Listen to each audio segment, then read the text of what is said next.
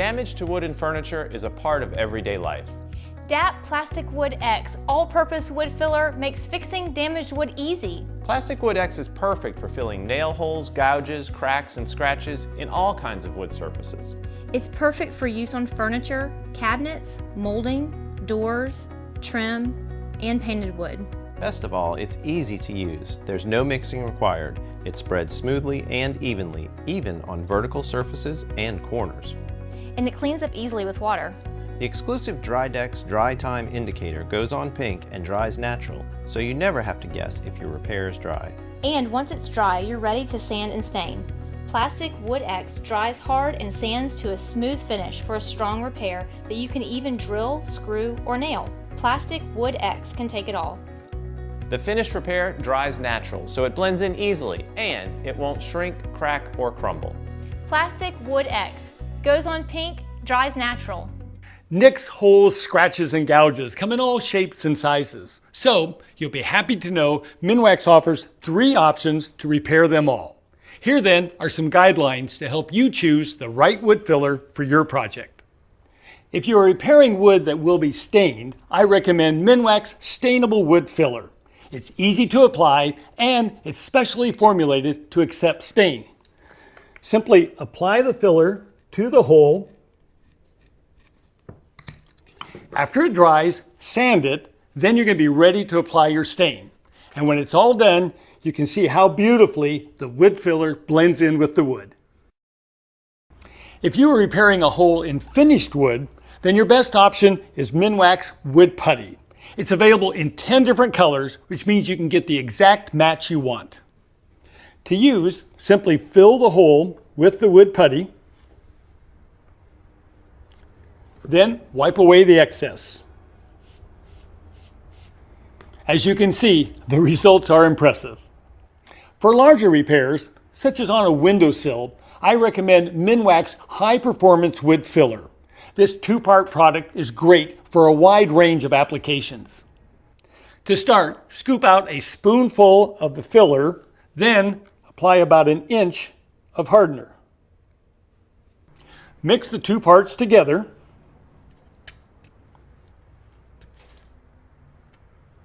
Then fill the gouge.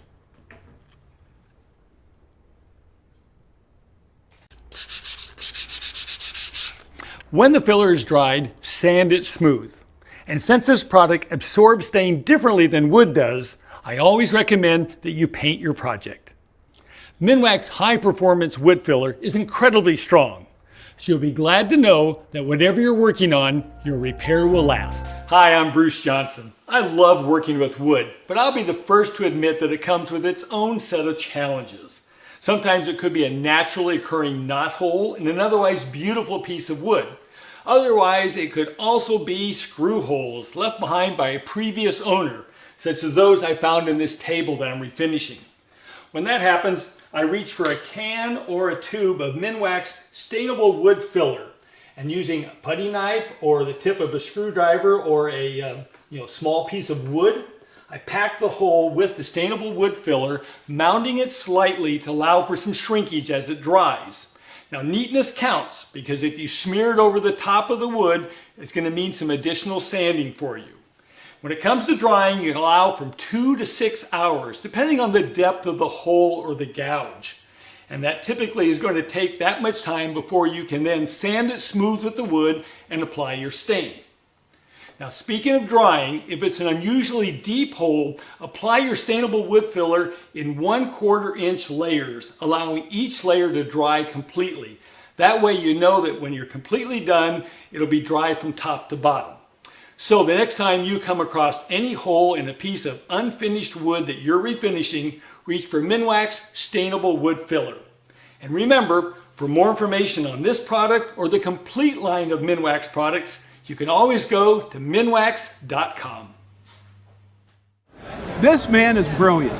You can see it, okay? And he's come out with a filler product. Yep. And tell us about this. I have paste fillers, and then I took the water out of the paste filler, which looks like this normally, mixed, and I made a powder.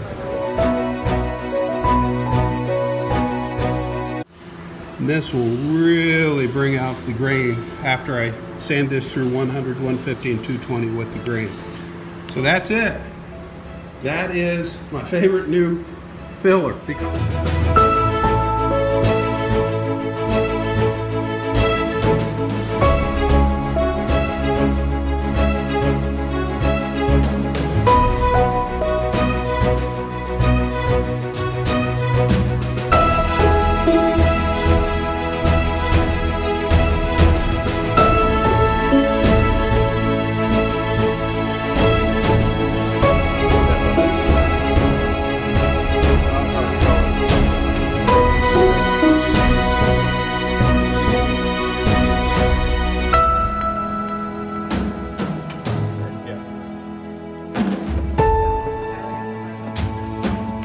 Nice. And this is why I do it.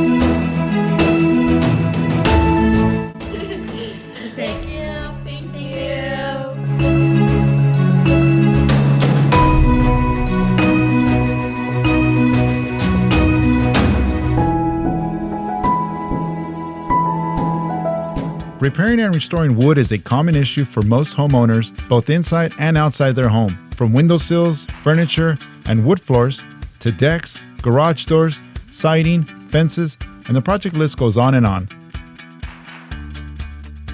The Bondo Rotted Wood Restorer and Bondo Wood Filler provide quick and easy, high quality, and long-lasting home repair solutions that will not shrink and cure fast for same-day repairs. One question we're often asked is, how and when do I use Bondo Rotted Wood Restorer and or Bondo Wood Filler? So I'm going to show you how easy it is to restore and fill a piece of wood fence in a two-part process using both the Rotted Wood Restorer and the Wood Filler. Keep in mind that Bondo Rotted Wood Restorer is only needed when you're repairing rotted wood. Again, in this example, I'm going to show you how to use both. So because this piece of wood is rotted, we are going to follow steps using the Bondo Rotted Wood Restorer. First, we're going to sand all of the paint, primer, dirt, and or loose rotted wood from the repair area using 3M's 80 grit sandpaper, extending about 1 to 2 inches beyond the damaged area.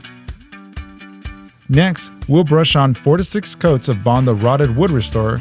It's important to allow 2 minutes between each coat so the product can really soak into the wood. After we apply the last coat, we need to let it dry and stabilize for 2 hours.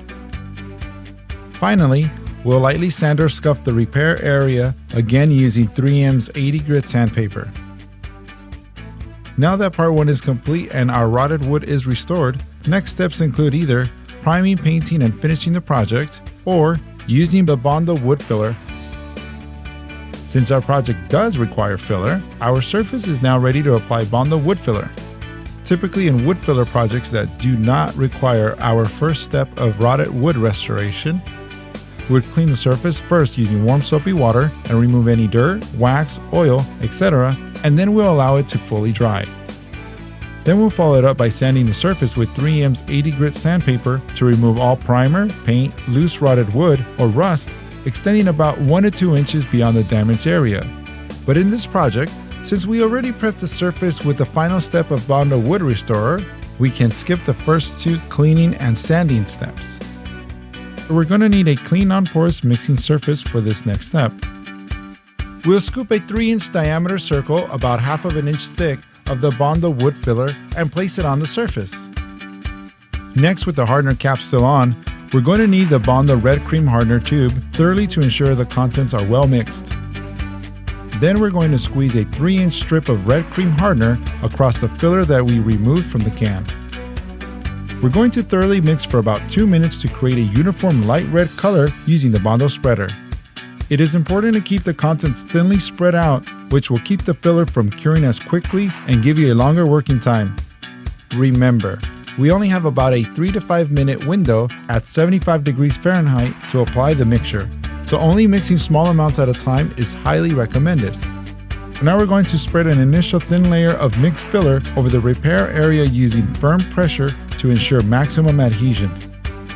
Then we'll apply additional layers until we reach the desired thickness, and allow 10 minutes for the filler to dry, or 20 to 30 minutes if the room temperature is cooler than 75 degrees Fahrenheit. Next, we'll use 3M's 80 grit sandpaper to sand and shape the filled area to the contour of the surface. We'll feather the edge of the area with 3M's 180 grit sandpaper until the surface is smooth, and if dust builds up or clogs the sandpaper, we'll remove the buildup by brushing with a wire brush. Finally, it's time to prime, paint, or apply wood stain to the area based on the manufacturer's recommendation. If staining, test an area first, as a Bondo wood filler absorbs the stain differently than wood. Be sure to clean tools with acetone or lacquer thinner. And we're finished. It's that easy.